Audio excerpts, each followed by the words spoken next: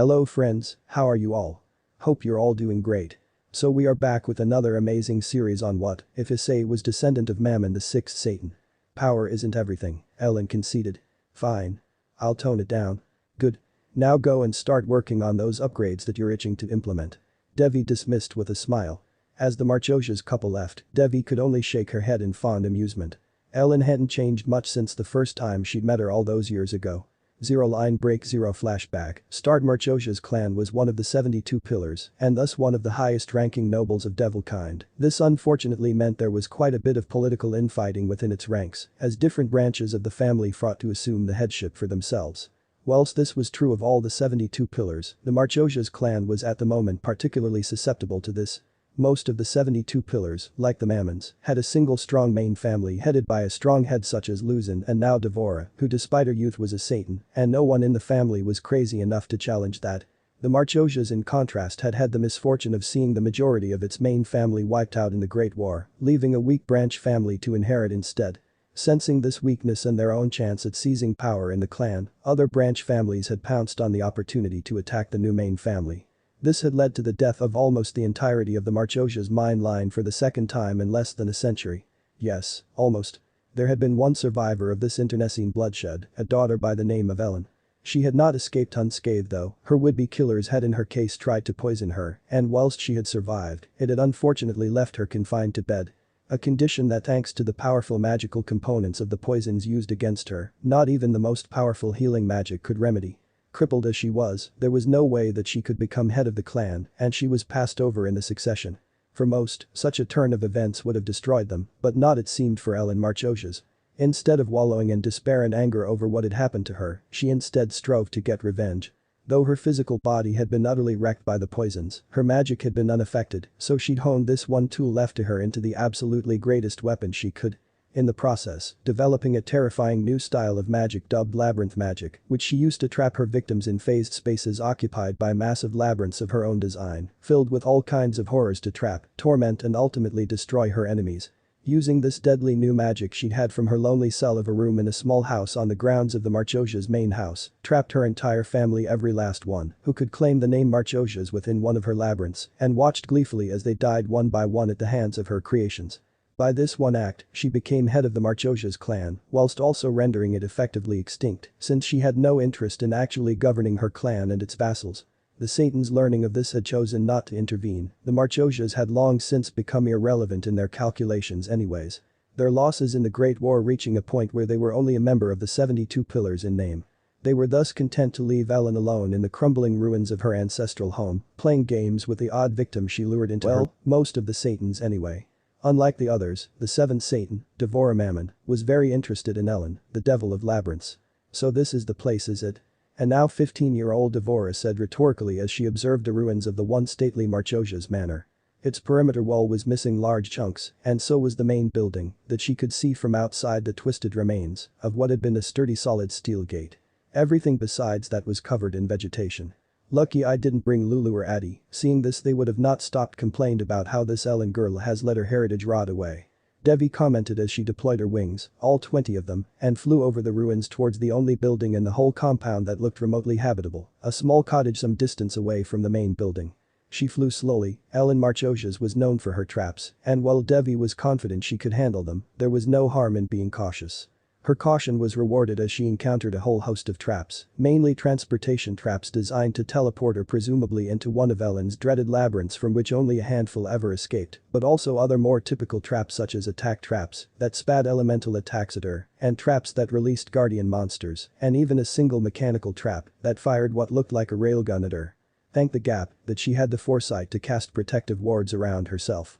The traps didn't let up as Devi entered the cottage, they in fact got much worse.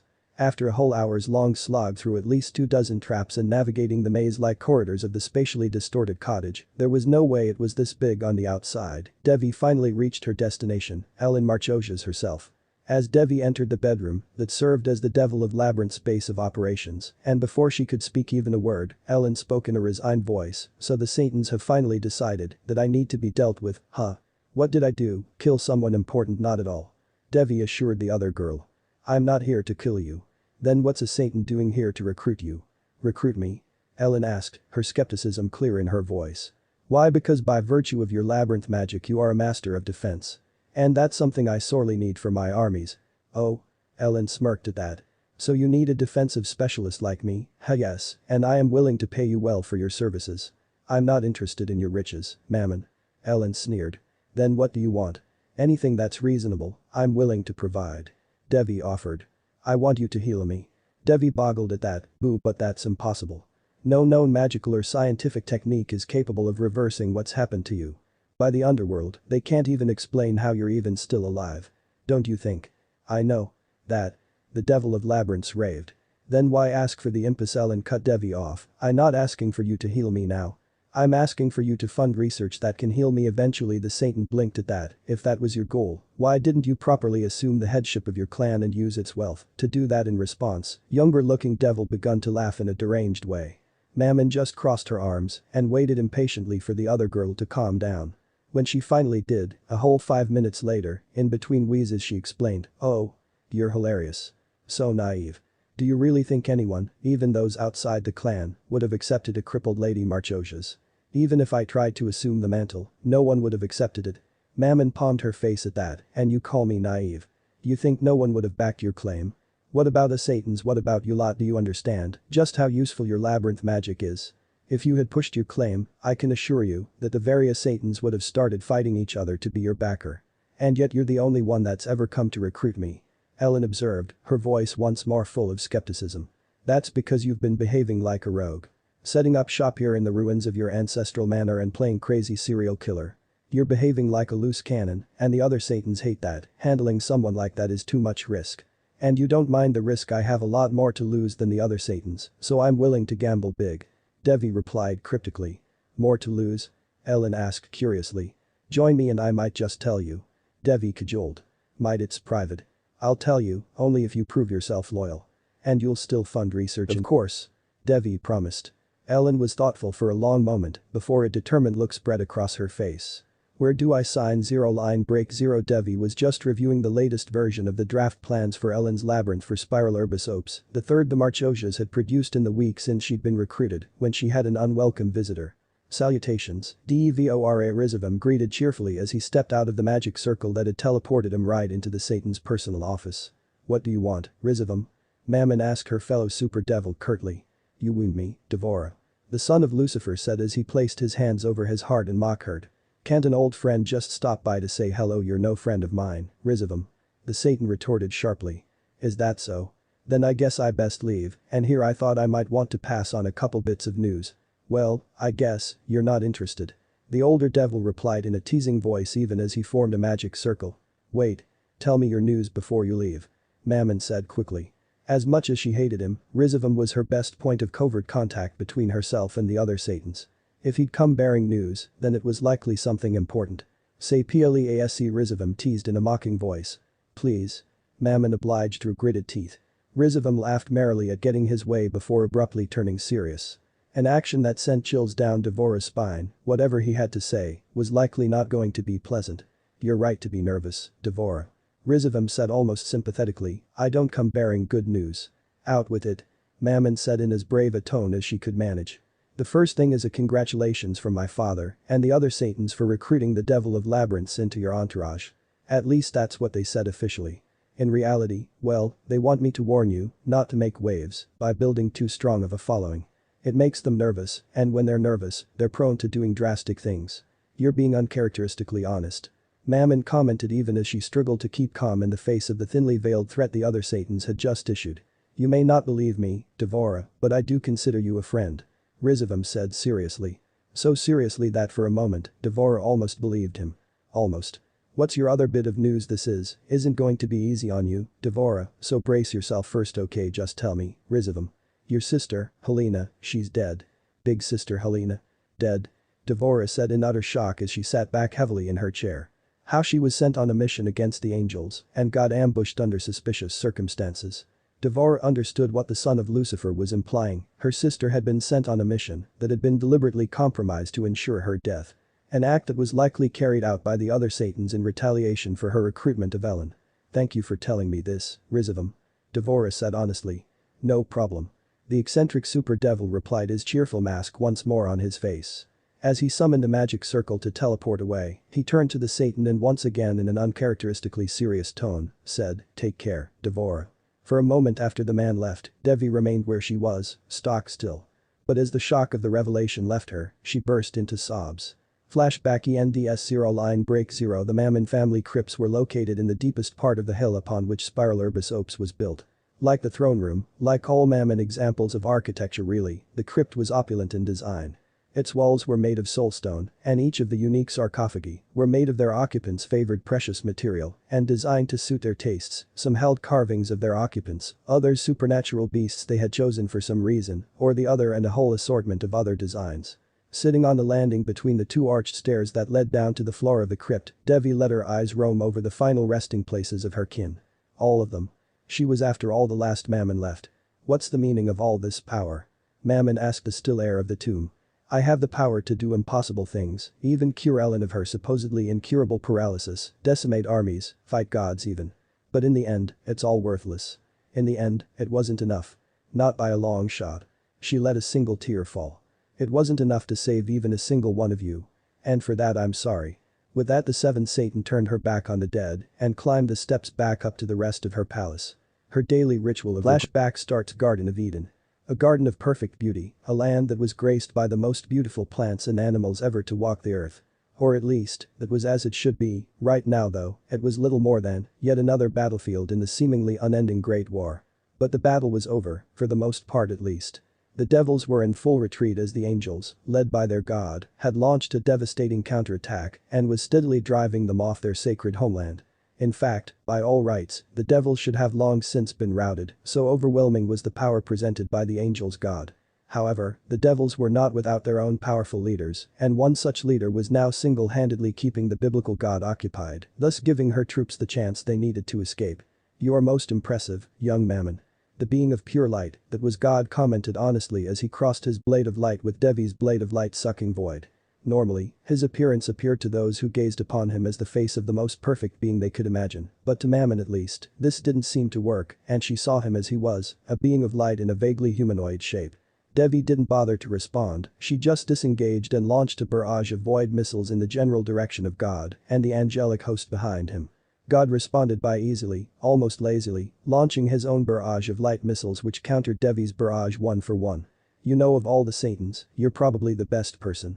God continued, seemingly completely unfazed by Devi's attack. The Satan responded with a massive energy blast right to his face, which God just shrugged off and continued talking. "However, like all the Satans, you are an epitome of sin. You lust for power. You hunger for knowledge. Your greed is unending. But above all, you seek what you lack, freedom." That seemed to strike a nerve, as Devi suddenly launched into a rapid-fire barrage of blasts at God even as she screamed at him, "Shut up. You talk you much. Just close that mouth of yours and fight God's side. If you insist, little Satan." God said in a pained voice as he flickered out of view for an instant, only to appear a moment later with his light sword slamming into Devi's void blade as she barely raised her guard in time. The real fight was on. 0 line break 0. The command tent of the armies of Mammon was typically a scene of controlled chaos, with a whole battalion of devils coordinating the Satan's forces on the battlefield. Today, however, that controlled chaos had descended into true anarchy as the command staff tried desperately to organize the retreating forces into a semblance of order before it became an all-out rout. That, however, was only one source of the mayhem. Another larger source was the argument raging between the army's senior officers. "No. Not in a million years. Not while I breathe," Lord Elliger declared authoritatively. "Are you saying then that we abandon Devi out there? Fighting God of all people and covering our retreat single-handedly, we need to go save her. Now?" Atlan Furfur accused harshly. "Of course not. Don't be ridiculous, Furfur." Tuan Vine countered. "Archox is merely saying that you can't be part of the rescue force." "Boo, no buts, Furfur. If I let you go and any harm came to you, Lady Mammon would have our heads." Archox explained. "Already Amon has been wounded by Michael of all angels and with some kind of magical blade that somehow resists our efforts to heal her.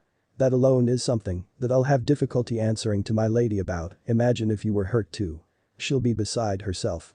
Atlan bit her lip in frustration but had to concede the point. Seeing that he had won the argument, Archox began issuing orders. Hansel ready the men, Tuin take charge here, we leave in 5 min. Archox never had the chance to finish, as he was midway through his sentence, when a magic circle popped into being in front of him, from which stepped out a badly wounded Devora. She managed only one step, before she collapsed into a faint, right into Archox's arms. Healers. Summon the healers now.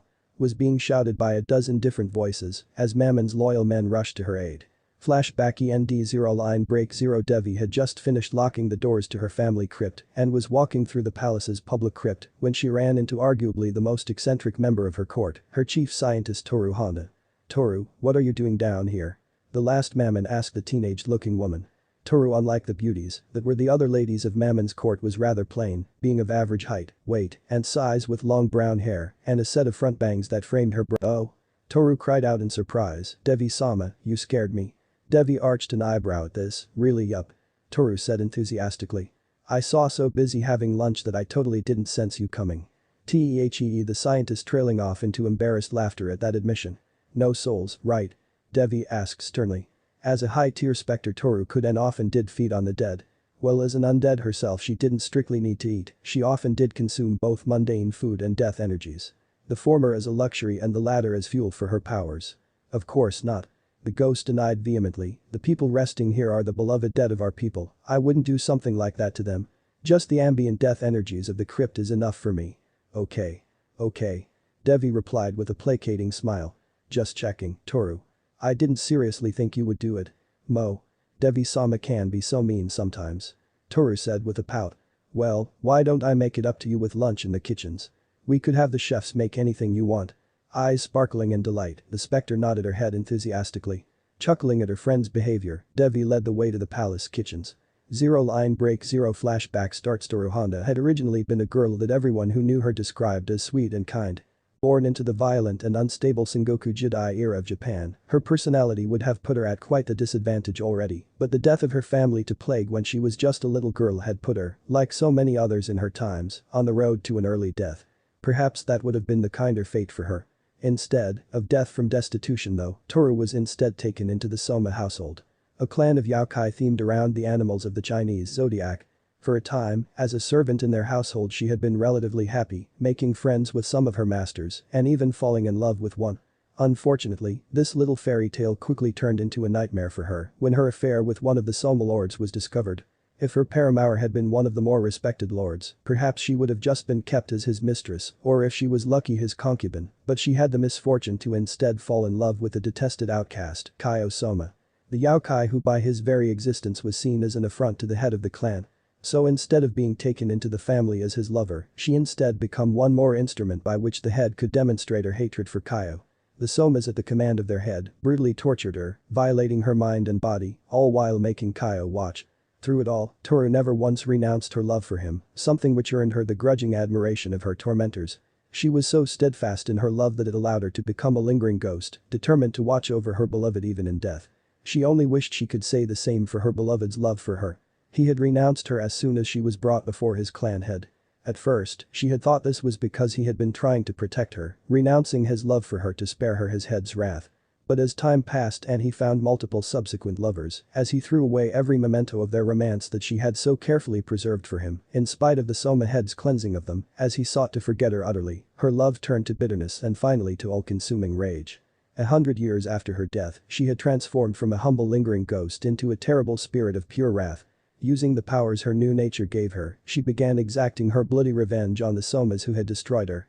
The Somas had fought back, of course, as yokai they possessed powers that could harm her, but they were never the most martially capable of yokai, and in the face of a monstrous undead whose ilk were known to destroy whole nations, they fell one after another. But not even that managed to sate her thirst for vengeance. Not even the tortuous deaths of the lover who betrayed her nor of the Soma head who condemned her was enough. So she worked towards the task of wiping out the Soma bloodlines for Vermor. A feat made almost impossible by the centuries they had lived and the many relations they had with others, human and yokai. But Toru was determined, so she began experimenting with combining her natural necromantic powers with the alchemical knowledge that had earned the Somas their respected status among their yokai peers, in spite of their weakness in combat.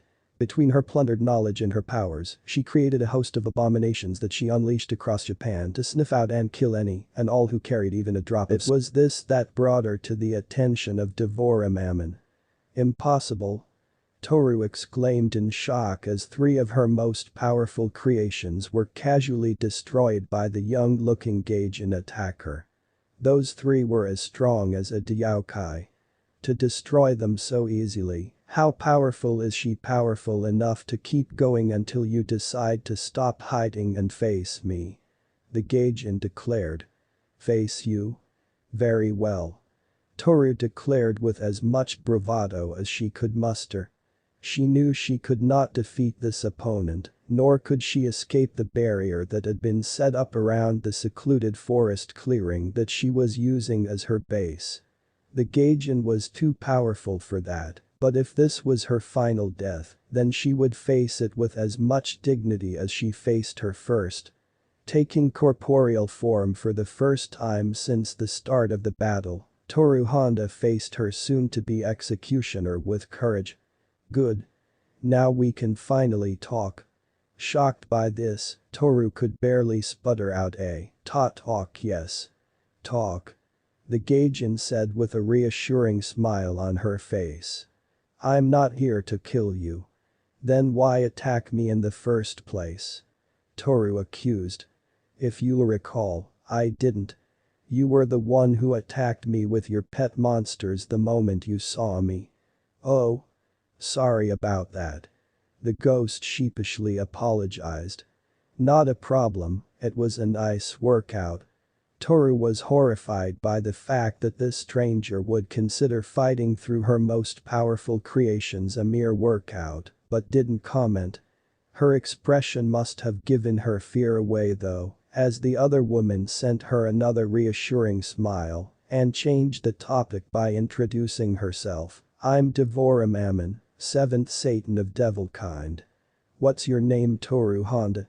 Toru's inherent politeness allowing her to respond automatically, despite the shock of learning she was in the presence of one of the legends of the supernatural world. Well then, Honda-san, let's get down to business, shall we? Business? Toru asked, now thoroughly confused. Yes, business. I'm sorry if this is rushed and confusing, but we really don't have time for a more detailed explanation. The Satan actually sounded genuinely apologetic at that. Why not? You created quite the mess with your hunt of the Somas. As a result, quite a number of supernatural factions are out to eliminate you.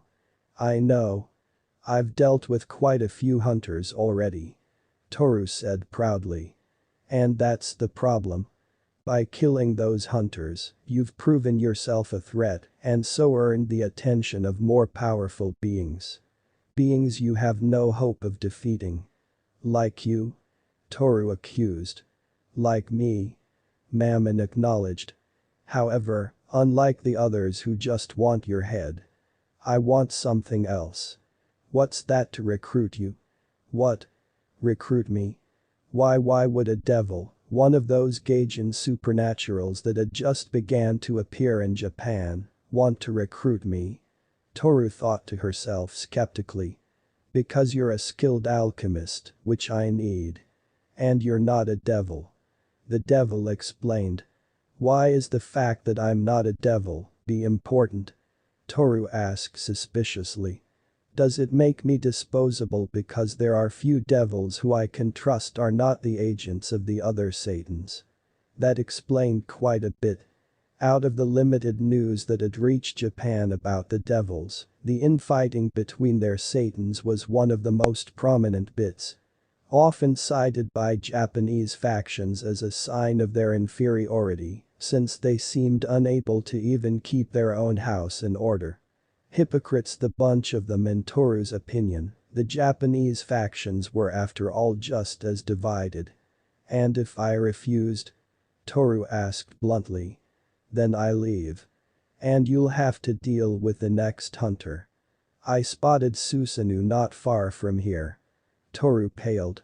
So if you do refuse, I'd advise you run. Mammon suggested.